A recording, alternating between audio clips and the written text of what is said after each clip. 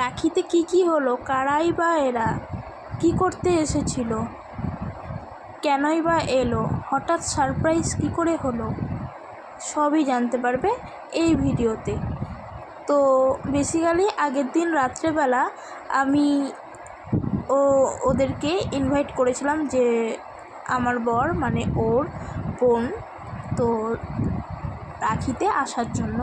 তো ওরা আমাকে বলেছিল যে তুমি আর দাদা মিলে এসো আমাদের বাড়িতে। তো আমি বললাম তো আমার তো যাওয়া সম্ভব না, তো তোমরা এসো। তো তাই ওরা আর কি সকাল সকাল আসতে পারেনি, যেহেতু রাখির পূর্ণিমাটাও লেগেছিলো একটু দেরিতে, তাই ওরা ওই 12টা সাড়ে 12টার দিকে চলে এসেছিলো। তো তখনই ওরা বলল যে, আর আমি যে দোকানে জব করি সেই দোকানেও আমি গেছিলাম, তো তাই ওরা তাড়াতাড়ি চলে এসেছিলো ওই 12:30 নাগাদ। তো তখনই আমিও ওইখান থেকে বেরিয়ে গেছিলাম, যে দোকানে আমি থাকি সেই দোকান থেকে বেরিয়ে গেছিলাম। তো সেটাই। তো হ্যালো ফ্রেন্ডস, কেমন আছো তোমরা সবাই? আশা করছি সবাই ভালো আছো। তো আজকে বেসিক্যালি রাখি বন্ধন, তো সবাইকে জানাই, বড়দের জানাই শুভ রাখি বন্ধনে অনেক অনেক ভালোবাসা এবং আমার প্রণাম, আর ছোটদের জানাই অনেক অনেক আদর। তো বেসিক্যালি আমি যে দোকানে জব করি সেখানে আমি আজকে এসেও ছিলাম। তো আগের দিন আমার এমএতে পরীক্ষা থাকার জন্য আমি আজকে আমার রাখিতে ছুটি হয়নি, তো রাখিতেও আমাকে আসতে হয়েছে ডিউটিতে। তো আমি আজকে রাখিতে আসার পরে তারপরে হচ্ছে আমাকে আমার একটা বান্ধবী রাখি পরিয়ে দিয়েছে, তো তোমাদেরকে দেখালাম।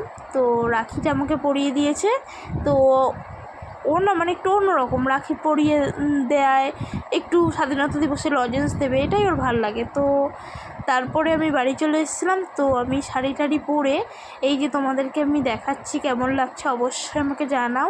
আর আমি না সত্যি কথা বলতে ইউটিউবে না সেইভাবে আমি সময় দিতে পারছি না, কেন সংসারের কাজ, নিজেকে সময় দেওয়া, কলেজ, আমি যেখানে জব করি সেখানে, তো এত কিছু সময় দেওয়া যাচ্ছে না। তারপরে ওর বোনরা ফাইনালি ব্যারাকপুর থেকে কল্যাণীতে এলো, ও দাদা গিয়ে নিয়ে এলো, তারপরে দাদা স্নান টান করে এসে বসলো রাখির জন্য। তো তারপরে এই সব কিছু প্রিপারেশন আমি রেডি রেখেছিলাম, ওরা যতক্ষণ আসলো ততক্ষণ আমি শাড়ি টাড়ি পরে সব থালা সাজিয়ে রেখেছিলাম, ওরা এসে শুধু রাখিটা বাঁধবে। তো সবাই না হাজারটা নিয়ম বলছে, এক একজন এক একটা নিয়ম বলছে। তো আমি বললাম কি যে দেখো আমাদের নিয়মে এটা এটা হয়, তো তোমরা এই এই নিয়মে করো। তো আমার কথা শুনে ওই হলুদ কালার শাড়িতে দেখছো যেটা হলুদ সাদা, সেটা হলো আমার ছোটো ননদ মানে ওর ছোটো বোন, আর যেটা পিঙ্ক কালার শাড়িতে দেখছো সেটা হলো মেজো ননদ আমার মানে ওর মেজো বোন। তো এবার ও এটা তোমরা বলতেই পারো ওর হাতে 3টে রাখি কেন, 2টো রাখি না কেন? তো সেই ঘটনাটা আমি তোমাদের একটু পরে বলছি। এই ভিডিও করতে করতে হঠাৎ করে অন্ধকার কেন? কারণ কারেন্ট চলে গেছিলো, আমি ফ্ল্যাশ জ্বালিয়ে এই ভিডিওটা করছিলাম।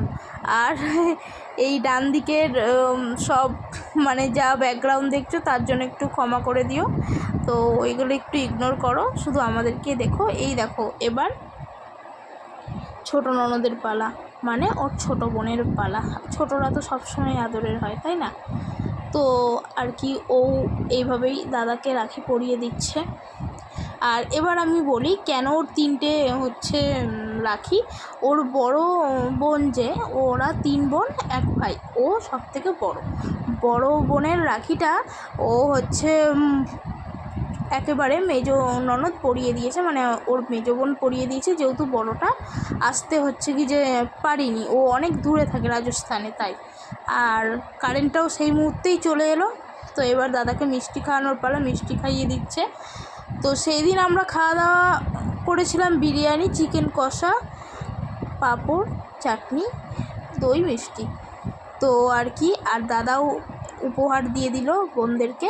তারপরে এই যে আমি কয়েকটা তোমাদেরকে আমার শাড়ি পরার ফটো শেয়ার করছি, আর ইগনোর দিস ব্যাকগ্রাউন্ড, আমার ব্যাকগ্রাউন্ডের দিকে তোমরা না দেখে আমার দিকে দেখো। তো আমাকে শাড়িটা পরে কেমন লাগছে, আর শাড়িটা এই শাড়িটা একটু চেনা চেনা লাগছে, তো অবশ্যই লাগবে, কেননা আমি জামাই ষষ্ঠীতেও সেম শাড়ি পরেছিলাম।